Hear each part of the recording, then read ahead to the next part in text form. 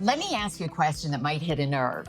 Have you ever ended a week and thought, I have done everything right. I have worked hard, I've been responsible, I put myself out there, and yet I am exhausted and quietly wondering, why is my life still like this? Because here's what nobody tells high achieving women is that burnout is not necessarily a time management problem. It is often a model problem. It's what happens when you take the same operating system that you used in corporate.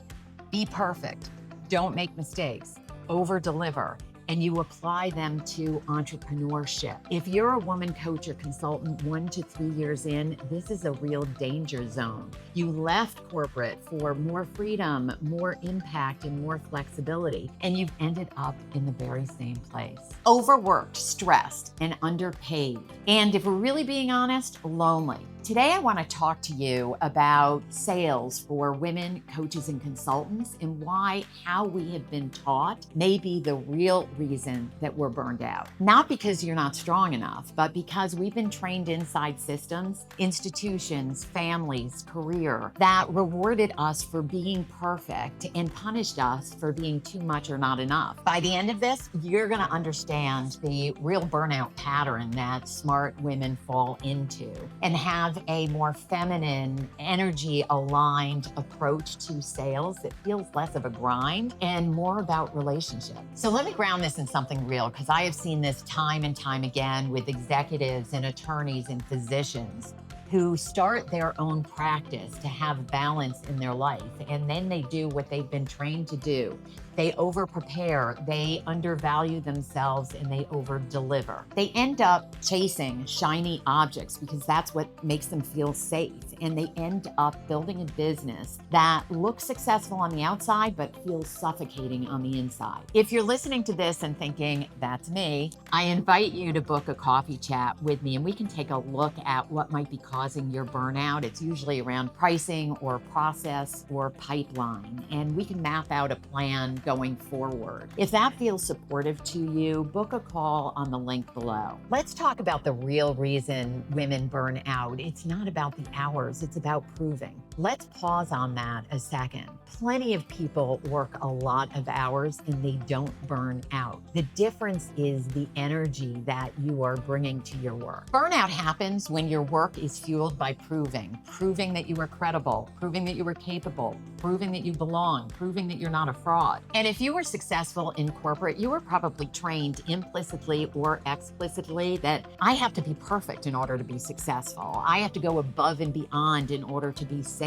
And I have to work harder than anybody else to be seen. And listen, I get it. It probably got you promoted in corporate, but I will tell you this, it is poison as an entrepreneur. Because in your business, there is no finish line. There's no boss there saying, okay, that's good enough. Because if you operate from prove it, what happens is you will never finish. You will always feel like you're behind. What would it feel for you if you stopped building your business based on performance and instead built a practice based in trust and relationships and clear, confident sales? Because when you have a clear sales system, you don't need to prove, you can breathe. Number 2, you are not doing too little, you're doing too much at 100%. This is where I want to be very direct. Most high achieving women struggle because they're trying to be perfect. Every email perfect, every client interaction perfect, every workshop perfect. And here's what happens when you do this. You move slower and you hesitate putting yourself out there because it just takes too long. And you revisit your offer and tweak it. And this is where a lot of smart women get stuck in shiny object syndrome. Not because you're scattered, but because your nervous system is actually looking for certainty. And the promise of a new strategy feels like certainty. Maybe if I have a new funnel, maybe if I have a new offer, maybe if I get more certification, I will feel more confident. But the truth is actually simpler and scarier than this. Consistent action at 80%. Let me say that again. Consistent action at 80%, because 80% is good enough. It creates momentum and it prevents burnout.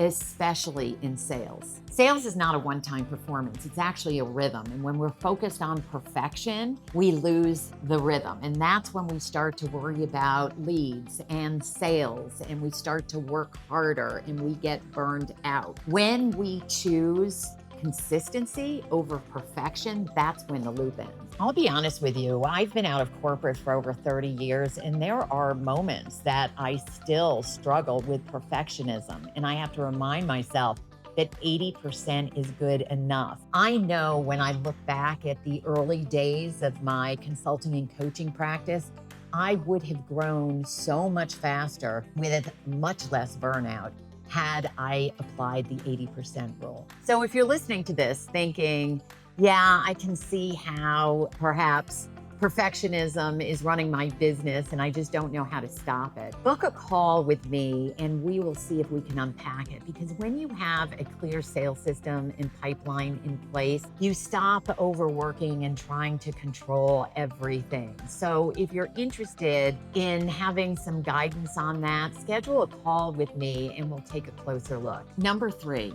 Underpricing is a burnout strategy, and women do it more than men. Let's talk about what nobody wants to talk about, which is underpricing and undervaluing ourselves. When we underprice our services, it is a disaster for our business because we end up taking on more clients, working harder, and even working with clients that are not a good fit for us. And we begin to resent our business, not because you don't love your clients, but because you are exhausted.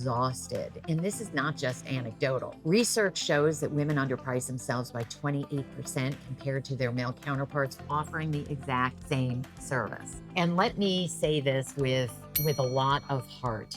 We don't underprice ourselves because we're bad at math. We underprice ourselves because of our conditioning. Because many of us were trained to be nice, to not take up too much space, to be grateful. And if you're coming from institutions such as medicine, law, or corporate, there's additional baggage there. Let me tell you a personal story about when I was in corporate many moons ago. I was a worker bee and I was determined to get promoted. And eventually the promotion came through for me. And the department had a little party. And when the head of the department got up to speak about my promotion, one of the things that she said is how proud she was of me because I never asked for the promotion. I just worked and worked and worked. Can you believe that? And this was a woman. Now, granted, this is back in the 80s, but it shows how we have been conditioned to just be worker bees and be quiet and not to ask for too much. In institutions, we're rewarded for sacrificing, for working harder, for being perfect. And then we get into entrepreneurship and our tendency is to think, wow, freedom, I can work whenever I want. Well, if we underprice ourselves, it is anything but freedom. You work all the time, you're just working all the time from home, and that is the same trap and just leads to more stress. So here's the grounding question. What would it look like for you if you truly priced yourself on value? What would that mean for your calendar? What would that mean for how hard you're working? What would that mean for your stress level? So let me share with you a couple of comments from some of our clients who changed their thinking around pricing.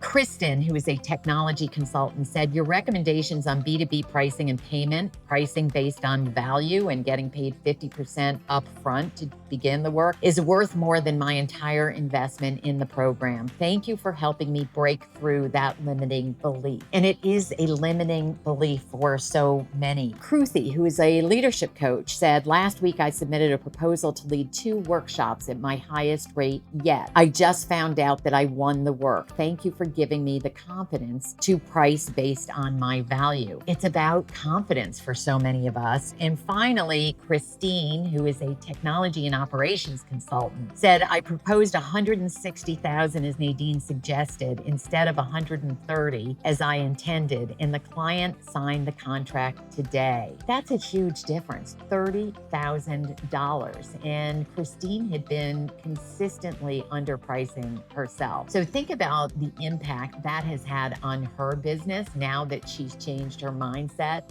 about pricing and the impact that it could have on yours. Number 4, the masculine model of sales is what makes it feel like a grind. In developing our program, I interviewed over 100 women entrepreneurs, and one thing that rang loud and clear is that many women have a real disdain for selling, feeling that they need to be pushy or salesy in order to be effective. And as a result, what happens is they begin to avoid sales. They avoid the reach out. They even avoid the lead gen and the follow-up. And as a result, it causes financial pressure, financial stress, and that's where burnout happens. Let's pause on that because sales is really leadership. When you are applying what we call the softer side of sales and you're stepping into your feminine energy, collaboration, and empathy, you're actually guiding them to a clear next step. You're not trying to push them into it, but you're really being of service to them. Number 5, the real antidote to burnout is a steady pipeline, not more effort. Because when you're worried about where your next client is going to come from and you're taking a look at your calendar and you're not seeing any conversations booked, that is stressful and that feels very high stakes. And when things are high stakes, that's when perfectionism